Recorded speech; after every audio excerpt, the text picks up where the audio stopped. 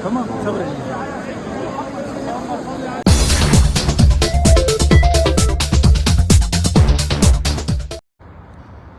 Hello, assalamualaikum.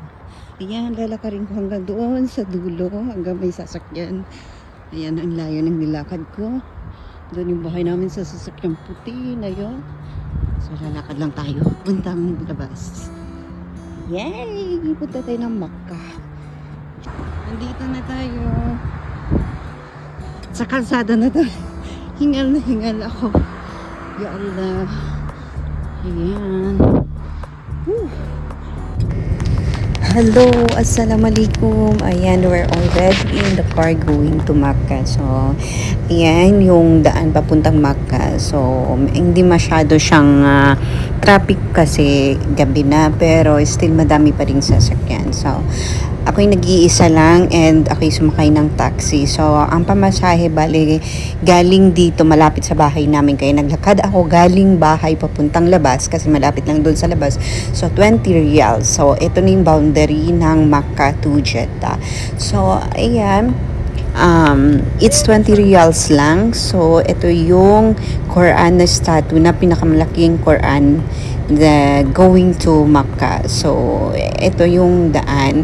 Makikita nyo ang linis ng Makkah. So, kasi dito sa Saudi Arabia, anywhere talaga dapat malinis. Kasi bakit?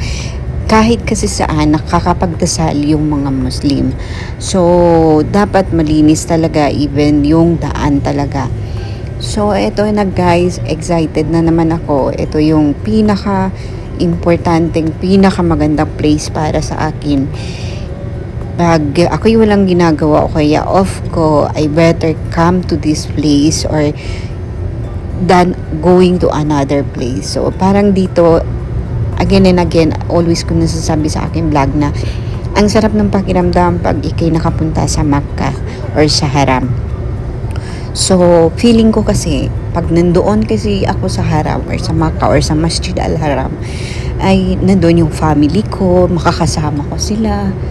Parang feel ko I'm secure sa lugar na to. So, kaya mas pinili ko na paulit-ulit na pumunta dito sa place na to. Ito yung spot na gustong-gusto ko malapit sa Makkah. Napakalinis, napakaganda at peaceful. Pag pwede kang umupo dyan, pwede kang magdasal dyan, pwede kang magpahinga dyan.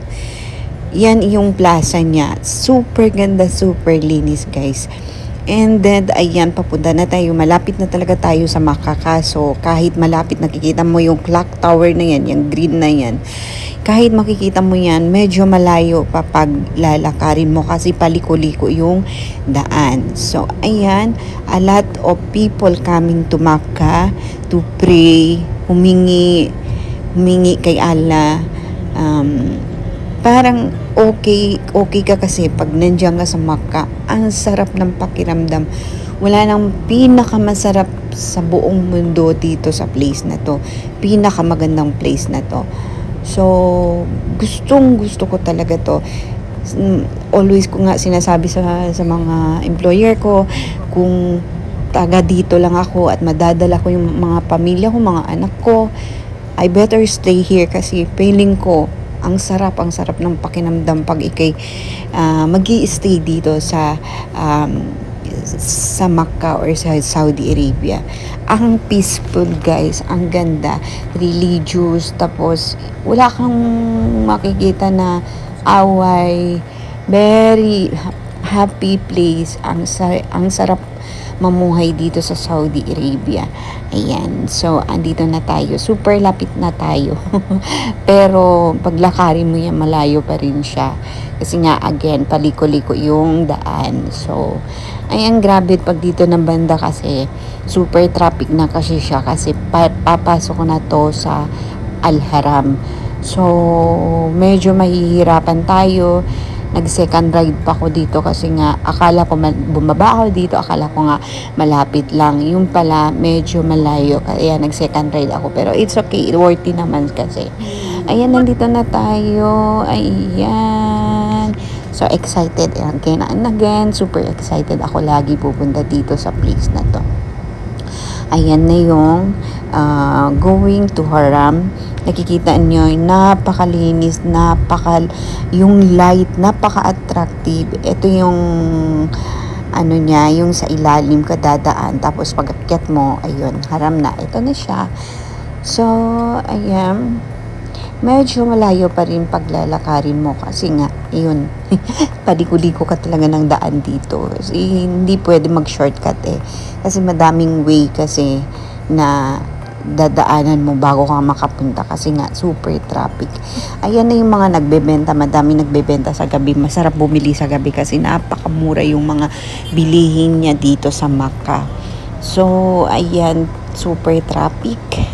Hindi pa tayo nakarating talaga sa loob ng Makkah. Ito na yun siya. Ito na. Andito na talaga tayo. So, ayan. Welcome to Makkah Al-Haram. Ito na yun. Ito na yun. So, bababa na ako dito. At maglalakad dyan ako pababa. So, it's okay lang kasi malapit na. Makikita mo na nga, yan na yung mga masjid niya. Yan yung masjid. Tapos yan yung Black Tower. So, ang ganda guys. Tingnan nyo yung daan. Grabe ang kintab, ang linis. Kasi madaming nagpe-pray dyan during prayer times. So, ayan. Ang dami na. Eto na kasi dumating na ako dito after Isha na kaya medyo umuwi na yung mga tao pero mas madami pa rin dumadating kasi mas madami ang nag-uumbra sa hating gabi kaysa sa araw kasi nga if araw too much hot kasi grabe ang init kasi kaya mas preferred yung mga tao na mag-uumbra sa gabi kaysa sa araw. Ayan, of course, isa sa mga reason kaya gustong gusto ko din pumunta dito kasi nandito yung isang kapatid ko nag-work dito nurse sa Clock Tower. So, ayan, nandito siya and after this, uuwi ako doon sa kanila doon. Ako matutulong, mag-stay ako ng one night.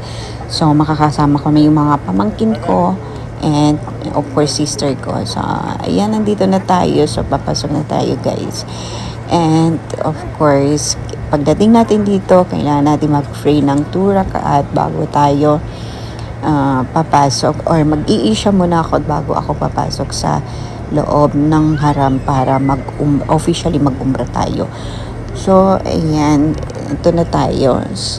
Waiting ako para papasok sa loob and then mag-umrah na tayo. So, thank you guys. Thank you for watching. Sana always nandiyan kayo para sa channel ko, always supporting me sa Team Sara, sa lahat po ng bumubuo ng Team Sara at sa mga lahat po na nakasamahan ko sa YT World. Thank you po. Thank you so much. And sa lahat ng Muslim, wish ko na makapunta din kayo lagi dito or makapunta kayo dito, makapag-umrah, makapag-hajj dito sa Makkah, Makkah, Saudi Arabia.